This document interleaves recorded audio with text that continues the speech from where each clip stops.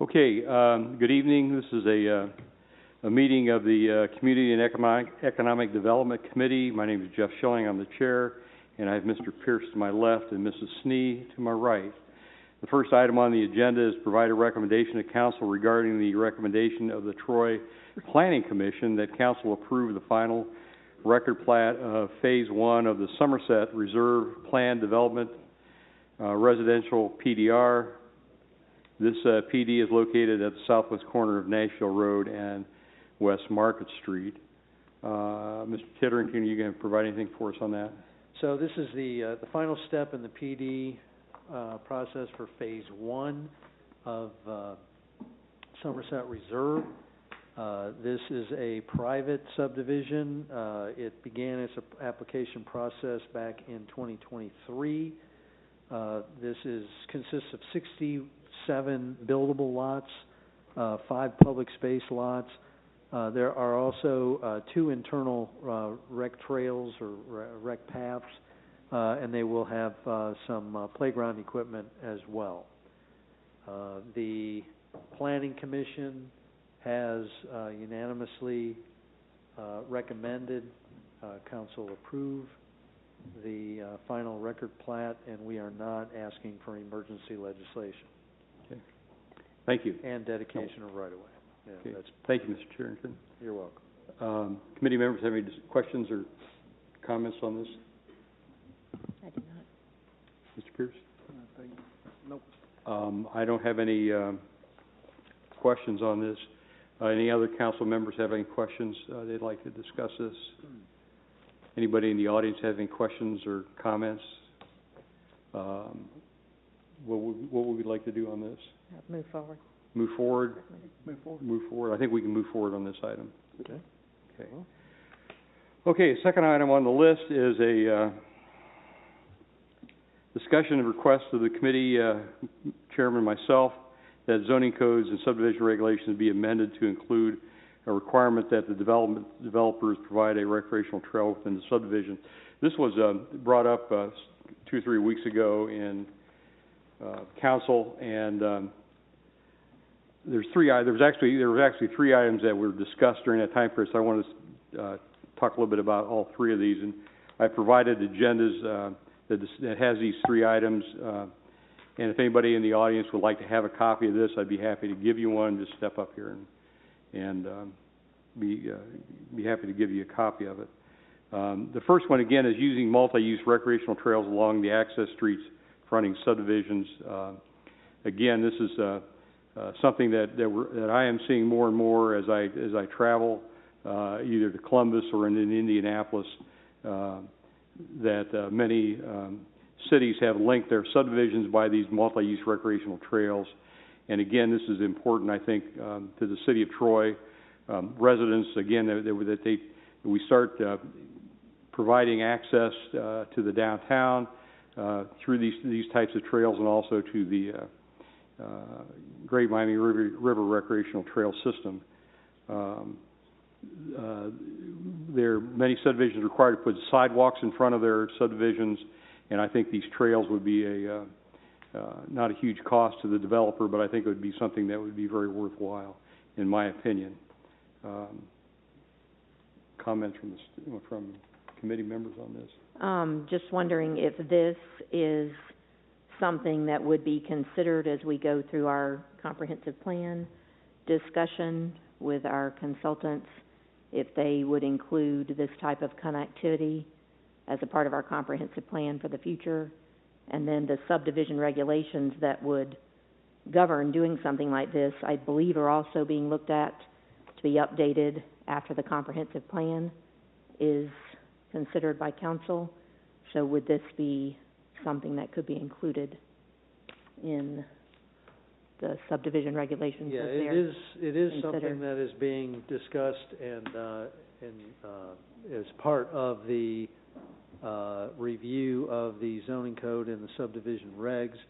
The most immediate discussion that actually probably within the month or so could come back to council is an update to the complete streets policy. That would be part of the comprehensive plan update, which, hopefully, well, what is today? Still September, so next month, the Planning Commission will act on. But the Complete Streets policy is a section of that update that the council reviews. But keep in mind that that map does not have the specific requirements to the level of detail that this discussion contemplates. Again, that is something that you would see and that the consultant and the staff are reviewing as part of the zoning code and the subdivision amendments that may be brought before Planning Commission first for recommendation and then council for ultimate approval. Mr. Pierce, any comments? My question was the same that Councilwoman Snee had, asking about how the comprehensive plan played into it, and you've already answered that. Okay. Yeah, and the reason that I'm bringing this up now is that it's going to be some time before the comprehensive plan and the with the zoning code changes and then the subdivision plans and this type of thing are going to be approved. And I know that we have 3 properties that have been annexed into the city. Now we don't have any plans submitted for those 3 properties. I know there's a good chance that there may be some other properties coming in as well through annexation. And I want to get it sort of ahead of this, because we've discovered that there's no interest in trying to negotiate with the developers and this type of thing on this item. And so the only way that we can assure that any subdivision plans that are presented to the council that have these things is if we go ahead and get these things in force now versus waiting till sometime next year, and then essentially maybe we may miss a couple 3 new subdivisions that they should have this stuff and they aren't going to have it because it wasn't required. So I want to make it required now so that any plans that come into us have these multi-use recreational trails in place. So that's the reasoning behind this. Yes, Mr. Titterington. So this is multiple times that I've heard you characterize it this way, but it's absolutely false to, I'm not sure where, unless somebody misspoke, where you have gotten the idea that we are not interested in negotiating these kinds of requirements. In fact, that is 100% false, because whenever we sit down with a developer, we talk through all of the variety of different public space, open space, quality of life amenities that, we want to see them look at as options to, within any proposed subdivision. All right, where we stop short and where we do not have the authority is in many cases, except for PDs, where we have more flexibility, is to compel a landowner, when they come to us with proposed subdivisions, to require outright the provision of rec trails. Okay. We've got cases where rec trails have been built into subdivisions, and it's been a part of us negotiating with them and talking through as one of the options, and they've decided to do that, and we've worked with them in how to incorporate that into their particular subdivision. There are other cases where, for a variety of different reasons, either it's the path to nowhere, and when I say path to nowhere, I mean in the immediate future, because I know that somebody's got to be the first one in certain areas. But when we know that it's going to take multiple years to bring connections together, there is a threshold, and so again, we can't push that agenda too aggressively. We're not averse to negotiating. We're not averse to bringing up that as an option where it makes sense, where it's practical, and where it supports our complete streets map and our policy, and our connectivity approach. So I just ask that you recognize that it's not as black and white as you're making it out to be, because it truly is not, okay? Well, I guess what I want to do is make it black and white. I mean, we have taken 45 years to do South Stanfield. Right now, there are parts of South Stanfield that have no sidewalks. And the plan, the construction that we approved here a couple of weeks ago will now provide that. But it's been 45 years. And I don't want to be somebody 45 years from now saying, why didn't this happen 45 years ago? And so, yeah, I want to make it black and white. I want to make sure that these trails are put in when the subdivisions are built. And it'll eventually all connect, as I say, as I go through Fishers, Indiana, and I go through other communities in and around the Indianapolis area, and you get into Dublin, Ohio, and some of these other subdivisions in Columbus. These trails are there, and they were built as these plats were developed, and they connect. And yeah, it may be, it may take some time to get everything connected, but at least we know we've got part of it built. And as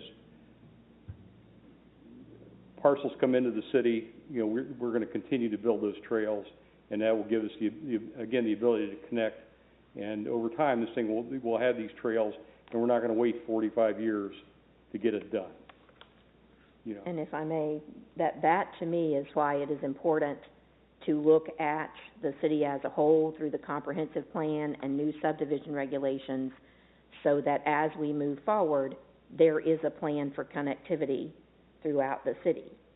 I understand wanting to put them in as subdivisions come in, but if we have a plan overall for connectivity, does it make sense that they would be in the places they need to be to connect? All I know is that I live in Stonebridge subdivision along Washington Road and McCaig. When that subdivision was started 35 years ago, they were required to put in curbs and sidewalks. And those curbs and sidewalks have not connected to anything for 35 years, but they're there. And so the next plat that gets developed, we would think that they would then connect. And as it goes down, as we build the new school, that we will have the ability again to have some more connectivity and have sidewalks again on McCaig. Again, so we need to do this type of thing as these plots come in, and they will all eventually all connect up. Because again, they go along the streets, but again, to have them outside on the edges of the subdivision just makes sense. Like I say, I've seen it in other cities, and these subdivisions in Fishers, Indiana, were not built all at once. They've been built over the last 30 or 40 years. But yet, when you go along, you can see every one of these subdivisions is connected by these multi-use recreational trails. And these things, they can go for miles now. And as I said in my comments a couple of weeks ago, you want to get on a bicycle and go buy ice cream, you can do that in Fishers, Indiana. You can't do that in Troy, Ohio. And I want to have the ability for people to have an alternate ability to use alternate transportation besides their vehicles to do these types of things. And the only way you can start doing it is that as every subdivision comes in, every parcel of land that comes in is required to put these things on these roads. And I think it just makes sense to do it now. And like I say, again, we'll get it all connected up. I have a question for you. Is your idea then that the bike trails are everywhere, the multi-use recreational trails are everywhere, versus like Councilwoman Snee was saying, the comprehensive plan, where there's kind of like arteries? Is that a good way to explain it? Arteries for the recreational trail, but what you want is them to be in every neighborhood. Is that what I'm? What I'm saying is that as these, okay, example, Mr. Harlow is in, we just did an annexation for him along Washington Road. Okay, Washington Road is gonna be, a huge, road for transportation, leading down into the West Main Street area, and then from West Main to downtown. And so, again, we did a reserve in Washington 3 or 4 years ago, and we said, well, they don't need sidewalks right now. So we got a left-hand turn lane, and we really didn't. I'm not sure. We're not going to discuss that. But anyway, the whole idea was that a subdivision could have had sidewalks. We said you don't have to put them in. We'll exchange it for something else. So what do we do? So there's a section now of Washington Road that will, again, maybe 45 years before we go back and the city decides to build sidewalks on that particular area. We want to have, as these subdivisions come in, we want to have it done, so it all connects. Eventually it will all connect. All these subdivisions, along these major pipeline streets, they'll all connect. I don't know that there's really any opposition to what you're saying, except we just want to see it work with the comprehensive plan. So well, we do understand there are some people who can't afford transportation as far as cars go, and they use bicycles instead, and so multi-use recreational pathways have their place, but we want to see how it works with the whole plan that comes from the city, and the city seems to be dedicated to the multi-use pathways. That's why they started spending money in that. It was not done on Somerset. It wasn't done on the Reserve of Washington. Well, it's not a part of the current subdivision regulations. Right. That's why I want to make it part of the current subdivision regulations, so as these new subdivisions come in, they have to have it. And I think that we're saying that we would like that looked at as a whole. At least that's what I'm saying. I don't want to speak for you, Mr. Pierce, but I'm saying that I want that looked at as a whole. I don't want to pull out a piece of the subdivision regulations when I know we have a consultant that is looking at that as a whole. Is my thought. How? So we're going to give so we've got 3 annexed pieces of land right now with no plans. So what are we going to do with those? If we don't do it now, they put their plans in, we can't go back and have them put recreational trails in because it's not part of the subdivision regulations. What kind of timeline are we looking at for the new comp plan and then the additional changes that will come in place where we can vote on that legislation?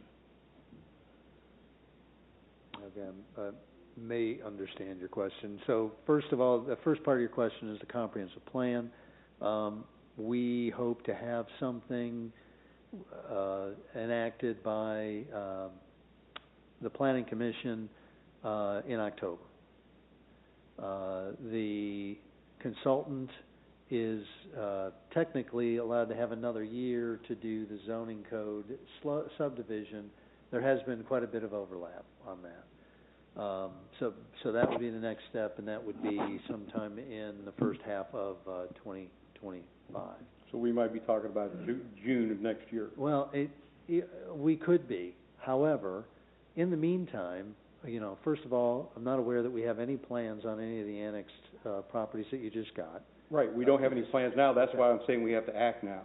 Well, when the plans come in, the staff will review them. There are requirements in the subdivision regulations. For example, one of the annexed properties is adjacent to, directly adjacent to one of our current subdivisions. We've already had discussions with the potential developer that, if you're going to want to do something with that property and it's going to extend that particular subdivision, you have sub-streets, you're required to follow that.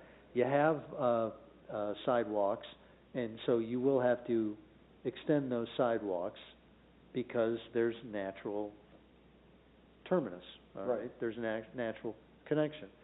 Mr. Schilling, I guess my regardless of the timing, you've been using terms interchangeably, and I'm not sure that you mean to do that. At some points, you're saying sidewalks, and at other points, you're saying rec trails or walking paths. They're two distinctly different things, and the reason that they are is sidewalk, you can't ride your bike on the sidewalk. You can on a walking path. That's why it's wider. So they're different requirements, there are different rules. There are rules in place regarding the sidewalks.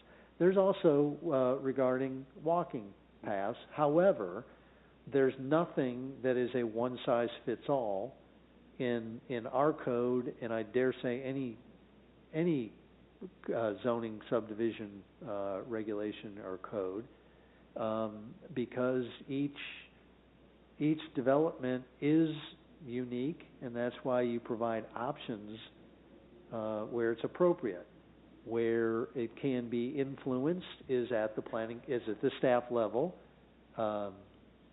or at the planning commission level through discussions, that's why we encourage, and we virtually every time, if not every time, have pre-development or pre-application submittal meetings with developers so that we can work those things through as much as we possibly can. The thing we do not have in place, nor would I expect the new code to be recommended from the consultant to include, is a one size, 100% every time. This is the minimum requirement that includes something like, or something as detailed as a walking path for everywhere, every single time. There's always got to be a little bit of flexibility, and that's just been my experience, and that's just what I'm thinking that's going to happen with the consultant. I think we can take these comments back to the consultant and ask them to respond to them, and get initial responses and get them to consider these specific ideas as they're moving forward with this subdivision, and respond to it and do it prior to next June or the first half of 2025, and then maybe the council would be compelled to act at that point, or provide some clearer direction.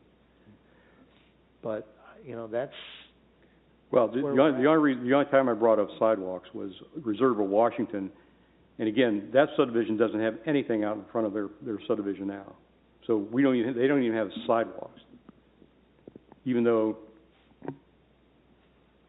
I guess they were supposed to have them. I mean, that was part of the deal.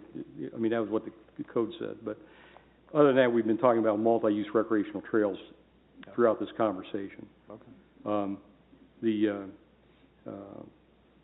But again, as I say, I can't understand how a city like Noblesville or Fishers, Indiana, can have these things in place throughout their subdivisions, and for some reason we can't figure out how to do it. I mean, it has to be required, or it's not going to get done, because the developer's not going to sit there and say, "Oh, well, I'll just give you a sidewalk because that's cheaper to do it." I mean, come on. They're very, developers are there to make money, and like I say, if they can say, "Well, the code says sidewalks, so I'll build you a sidewalk, but I'm not going to do a multi-use recreational trail because that's twice the price."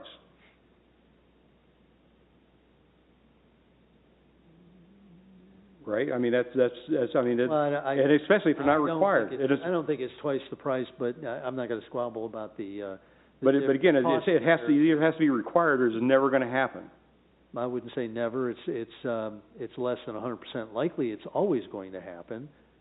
Yes, but I would also remind the council, and I don't know that any of this council was actually here, but the first Complete Streets policy that was passed 10 years or more ago now, It's been quite a while. About 7 years ago. I think it's longer than that, but... I was here, I wasn't in council yet, but I was talking about it. Okay, and so then you recall that that was a very lively discussion, and while you want to compel the alternative transportation part of it, that was a time when the council wasn't ready to go completely in that direction. It was a new concept.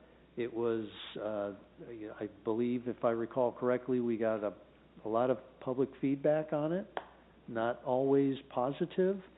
Not that I agreed with that, feedback at all, but, we're gradually moving that way. I can't speak for Indiana. I can't speak for these towns that you're talking about. They're not even in the state of Ohio. Well, Dublin the state is. is different. Dublin is, and again, they have them all over. They are technically in Ohio, but Dublin is. Yeah, Dublin, we count them in Ohio, last time I But I don't know checked. if we count them as comparable, that's right. But again, the question is, how do these cities get this thing done, and we're sitting here stumbling over it? I don't understand it, and like I said, the only way we can do it is to say, this is how we want it done. And I want it included in the building codes and the subdivision codes, and this is how we want it done. Let's put it this way, that's how I would like to see it done. Mm-hmm. And so if you can help us out on that, that'd be greatly appreciated. But is that, right now it's at the discussion level at this committee, and I think, has this committee agreed that the majority of the committee would like to move ahead with that direction? Because I've stated that my desire is to look at what's presented to us with a comprehensive plan and wait for any recommended subdivision regulation amendments that may come forward from our consultants. So that's, I'm not sure if we're making any report on this, but that's my response to the discussion. Can we get a report from the consultant on this, Mr. Titterington, on this item? Coming on October 16th? I wouldn't say a report. I can get some comments from them though, and their, their take on it. What they might see as pros and cons, what maybe they've seen in other places, what works, and now that they know our community and they know our network, what stumbling blocks there might be to it, what workarounds. I'd be interested in getting that. I definitely would. To move this conversation forward. We will follow up. Thank you so much. And then the second part of this thing, again, as we discussed before, is that these types of trails should be placed in the industrial areas. Again, we go back to Experiment Farm Road, and we have a lot of businesses out there, industry, and again, the only way that the workers can get there is either through our very limited public transportation system, or again by using vehicles. We know that some of these workers cannot afford the public transportation. We know that some of these workers don't have vehicles, or not allowed to drive vehicles, and again, so these trails would give them an alternative, and I think it should be included. And I've listed some of the zoning areas where I think they'd be appropriate. But again, it give the workers a safe alternative to get to work on these electric bikes, or the bicycles, or however they can use these recreational trails to walk.